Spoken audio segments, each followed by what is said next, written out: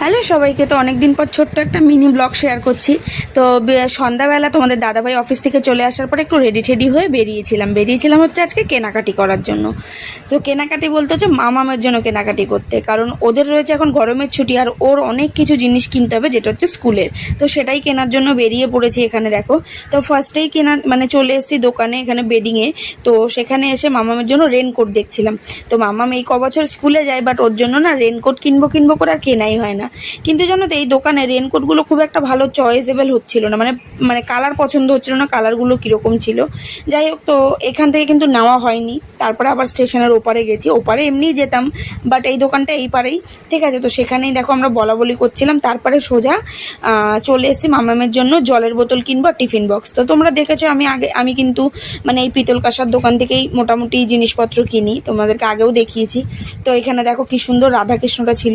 তারপরে যাই হোক, এখানে টিফিন বক্স চয়েস করছিলাম, সেই টিফিন বক্সও চয়েস হয়ে পাচ্ছিল না, ঠিক আছে। মানে যে সাইজ খুঁজছি সেই সাইজ পাচ্ছি না, আর যে সাইজ রয়েছে সেটা ভালো না, মানে এই ছিল। তারপরে কিন্তু দেখবো হচ্ছে জলের বোতল, আর তারপরে একটা দরকারি জিনিসও কিনেছি যেটা হচ্ছে আমার, ঠিক আছে। তো সেটা তোমাদেরকে আমি বাড়িতে গিয়েই দেখাবো।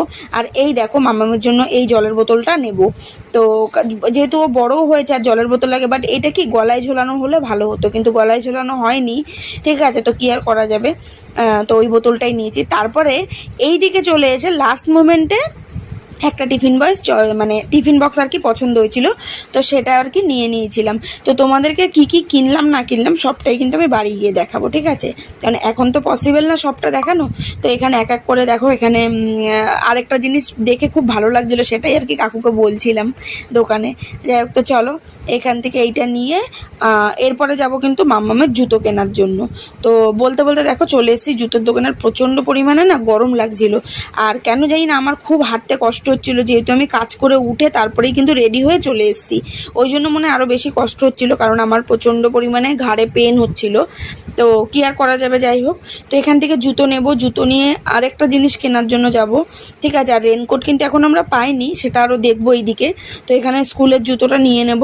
স্কুলের জুতোটা ওর যখন গরমের ছুটি পড়েছিল তার একদম আগেই 2-3 দিন আগেই জুতোটা কিন্তু ছিঁড়ে গেছিলো। তো ভেবেছিলাম একবারেই কিনবো, তো গরমের ছুটির আগে আর সোমবার দিয়ে ওদের স্কুল খুলছে। তো সেই জন্য দেখো, যাই হোক, এখানে আমি বসে পড়েছি, প্রচণ্ড কোমরে ব্যথা করছিল এইখান থেকে। তো চলো জুতোটা নিয়ে নিই, জুতোটা নিয়ে তারপরে কিন্তু যাব হচ্ছে তোমার রেনকোটের জন্য। তো দেখো বলতে বলতে চলেও এসেছি এখানে। তো এখানে এপারের বেডিংয়ে চলে আসলাম, এখানেও চয়েস হয়নি, আর একটা যাওবা ছিল সেটাও সাইজেও ছিল না, ঠিক আছে। তারপরে কিন্তু ওখান থেকে দেখে বেরিয়ে গেছিলাম, বেরিয়ে অন্য একটা দোকান থেকে রেনকোট